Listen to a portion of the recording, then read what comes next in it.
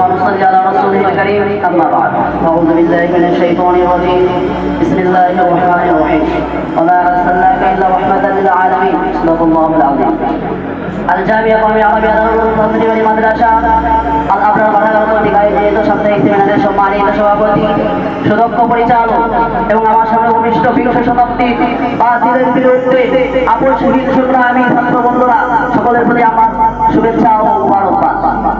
আজকে আমাদের যে বিষয়টি দেওয়া হয়েছে তাহলে জশ্নে জুলুস ঈদে মিলাদুন নবী ও ইসলামী দৃষ্টিভঙ্গি। সময়ের এই সংক্ষিপ্ত পরিসরে আমরা কোনো ভূমিকা জ্ঞাপন করবো না, সরাসরি আমরা আলোচনায় চলে যাব।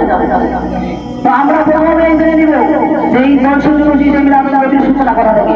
তো এই ব্যাপারে ইসলামিক ঐতিহাসিক আল্লামা ইবনে খাললিকান বলেন 604 খ্রিস্টাব্দে ইরাকের মুসলিম শহরে সর্বপ্রথম মিলাদুন নবী কায়েম হয়। এর ধারাবাহিকতায় কিছুদিন পরে এই মিলাদের সাথে যুক্ত হয় ঈদ, হয়ে যায় ঈদ মিলাদুন নবী। এরপরে আরো 600 বছর পরে ইংরেজদের শাসন আমলে প্রথম শুরু হয় জশ্নে জুলুস ঈদে মিলাদুন নবী। আর বাংলাদেশে জশ্নে জুলুস ঈদে মিলাদুন নবী আসে 1974 সালে। এর ধারাবাহিকতায় আজ পরিস্থিতি এই দাঁড়িয়েছে যে রবিউল আউয়াল মাস আসলেই শুরু হয়ে যায় ঈদে মিলাদুন নবী উদযাপনের জন্য সর্বপ্রকার প্রস্তুতি।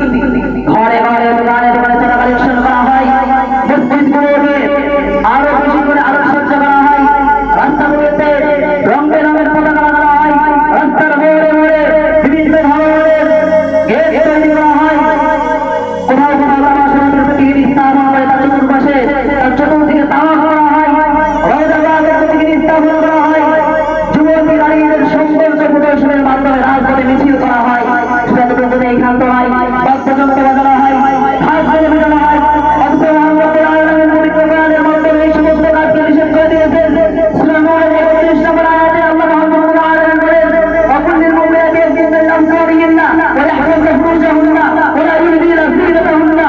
সূরা নিসা 29 নম্বর আয়াতে আল্লাহ মুহাম্মদ আলামিন বলেন লা তাকুলু আমওয়ালাকুম বাইনাকুম বিল বাতিল। সূরা ইসরাঈলের 27 নম্বর আয়াতে আল্লাহ মুহাম্মদ আলামিন বলেন ইন্নাল মুবাযযিরিনা কানু ইখওয়ানাশ শায়াতিন। সূরা শুরার 21 নম্বর আয়াতে আল্লাহ মুহাম্মদ আলামিন বলেন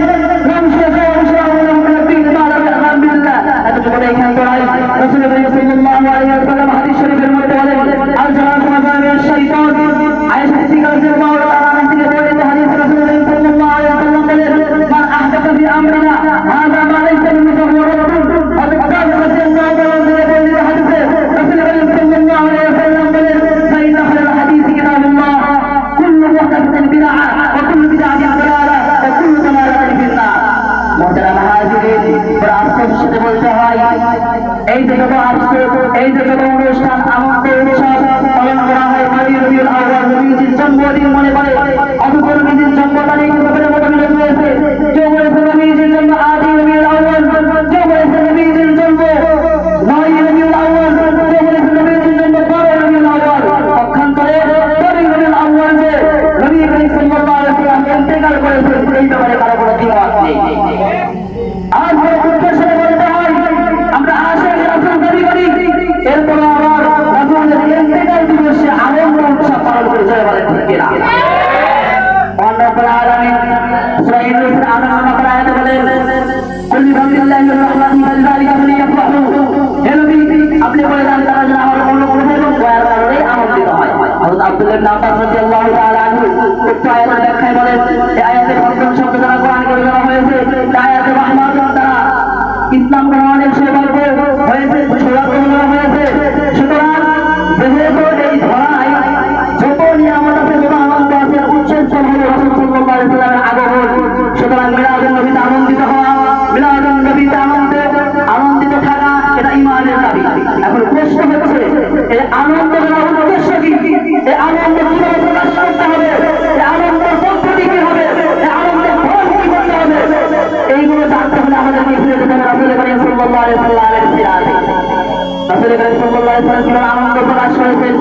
রাসূল করিম সাল্লাল্লাহু আলাইহি ওয়াসাল্লাম 66 বছর জিন্দেগিতে কোন জন্মদিনে মিলাদুন নবীর কোন উৎসব পালন করেছেন কিনা এ ব্যাপারে যদি আমরা দেখি তাহলে দেখতে পাই বুখারী, মুসলিম, তিরমিজি, ইবনে মাজাহ, আবু দাউদ এই সমস্ত কিতাব সহ আরো যে হাদিসের কিতাব আছে এইগুলোতে লক্ষ লক্ষ হাদিসে রাসূল সাল্লাল্লাহু আলাইহি ওয়াসাল্লামের জীবনের সূক্ষ্ম থেকে সূক্ষ্ম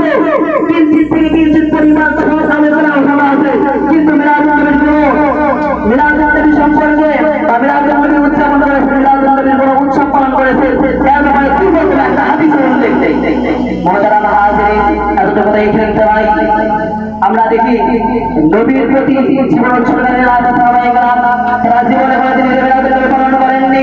নবীর প্রতি জীবন উৎসর্গকারী তারা জীবনে কোনোদিন ঈদে পালন করেননি। ইমাম আবু হানিফা কোনোদিন ঈদে পালন করেননি। ইমাম মালিক কোনোদিন ঈদে পালন করেননি। ইমাম শাফিঈ কোনোদিন ঈদে পালন করেননি। ইমাম আহমদ বিন হাম্বল কোনোদিন ঈদে পালন করেননি। তারা এগুলো প্রয়োজন মনে করেননি, এগুলো সওয়াবের কাজ মনে করেননি, এবং তাদের কোনো কিতাবের লিপিবদ্ধ করেননি।